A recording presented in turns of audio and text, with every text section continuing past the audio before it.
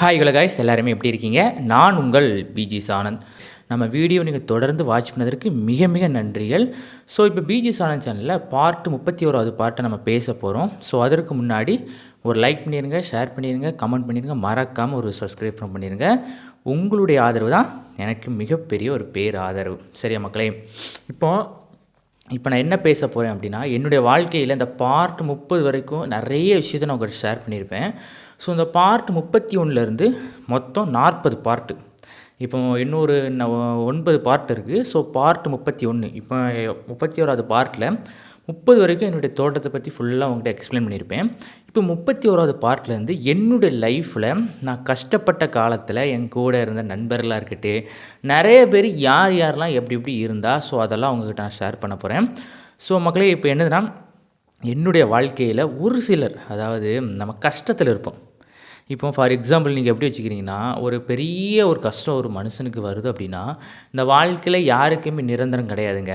இந்த உலகத்தில் பொறுத்த வரைக்கும் நானாக இருக்கட்டும், யாராக இருந்தாலும் எல்லாருக்குமே ஒரு கஷ்டம் வரும். அதுதான் ரியாலிட்டி. இன்றைக்கி எல்லாருமே நல்லா இருக்கிறோம், நமக்கு என்ன, நம்ம ஜாலியாக இருக்கிறோம் அப்படின்னு மட்டும் நம்ம நினைக்கக்கூடாது. நம்ம வாழ்க்கையிலையும் என்றைக்காவது ஒரு நாள் நமக்கு கஷ்டம் வரும். அப்படி நம்ம சிந்திக்க வேண்டும். அது யாருமே சிந்திக்கிறது கிடையாது.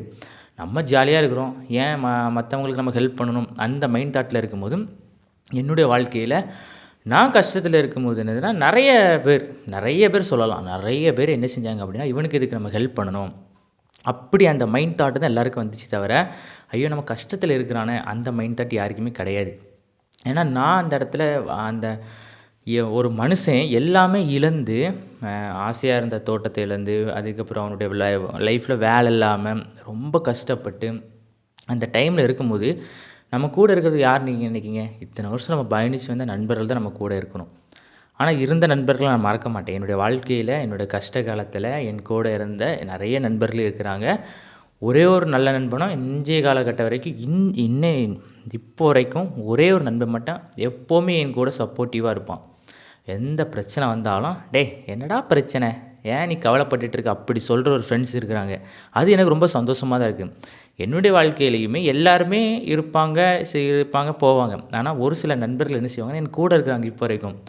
டேய் பிஜிஎஸ் ஆனந்த், ஏன்டா கவலைப்பட்டுட்டு இருக்கிற, உனக்கு நிறைய திறமை இருக்குது பிஜிஎஸ் ஆனந்த், நீலாம் கவலைப்படாத சரி அப்படி சொல்லிட்டு இப்போ கூட எனக்கு ரொம்ப சப்போர்ட்டிவாக இருக்கிற நிறைய நண்பர்கள்லாம் இருக்கிறாங்க.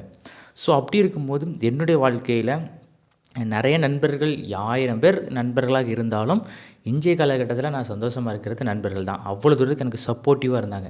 ஸோ அப்படி இருக்கும்போது நிறைய பேர் நான் கஷ்டத்தில் இருக்கும்போது நிறைய பேர் விட்டுட்டு போனாலும், அந்த கஷ்டத்துலேருந்து விட்டுட்டு போனவங்கள இன்றைய நாள் வரைக்குமே அவங்க எப்போவுமே நம்ம நிறைய பேர் நம்பியிருப்போம், நிறைய பேர் மேலே கான்ஃபிடென்ட் வச்சுருப்போம். ஆனால் அவங்க நம்மளை விட்டுட்டு போயிட்டாங்கன்னு வச்சுக்கலாம், எவ்வளோ கஷ்டமாக இருக்கும். அதான் என்னுடைய வாழ்க்கையில் நடந்தது. நான் எல்லாருமே ஈஸியாக நம்பிடுவேன், எல்லாருமே ஈஸியாக அவங்க மேலே ஒரு நம்பிக்கை வச்சுருவேன். ஆனால் அவங்க நம்மளை விட்டுட்டு ஒரு நாள் போயிட்டாங்கன்னு வச்சுக்கலாம், மனசே உடஞ்சிரும். அது எல்லாருக்குமே இருக்கிற மாதிரி தான். ஏன்னா நம்ம எல்லாருமே நம்ம எல்லார் மேலேயும் நம்ம நம்பிக்கை வைக்க மாட்டோம். ஒரு சிலர் மேலே நம்ம நம்பிக்கை வைப்போம்.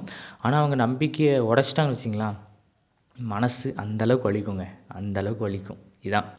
அப்படி இருக்கும்போது எல்லாருமே விட்டுட்டு போனாலுமே நான் பயப்படலை. ஏன்னா நம்ம லைஃப்பில் நிறைய பேர் நம்மளை விட்டுட்டு போனாலும் நான் கவலைப்பட மாட்டேன் மக்களே.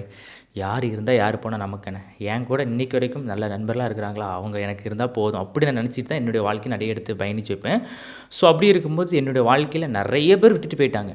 பட் கான்ஃபிடெண்ட்டாக இருந்தேன், சரி இன்றைக்கினால என்றைக்கு நீ ஜெயிச்சிருவா பிஜிஎஸ் ஆனந்த், ஏன்டா கவலைப்பட்டுட்டு இருக்க பிஜிஎஸ் ஆனந்த் சொல்லி என்னையே நானே என்ன செஞ்சுக்கிட்டேன்னா மோட்டிவேட் பண்ணிக்கிட்டேன். ஏன்னா எல்லாருமே மோட்டிவேட் பண்ணுவாங்க அப்படின்னா தெரியாது. ஸோ நாமளே என்ன செஞ்சோம், ஒரு மோட்டிவேட் பண்ணிக்கலாம் அப்படின்னு சொல்லிட்டு என் மேலே ஃபஸ்ட்டு நம்பிக்கை வைக்கணும். உனக்கும் நிறைய திறமை இருக்குடா, ஏன்டா நீ கவலைப்பட்டுருக்க பிஜிஎஸ் ஆனன்னு சொல்லி எனக்கே நானே என்ன செஞ்சேன், ஒரு மோட்டிவேட் பண்ணிக்கிட்டேன்.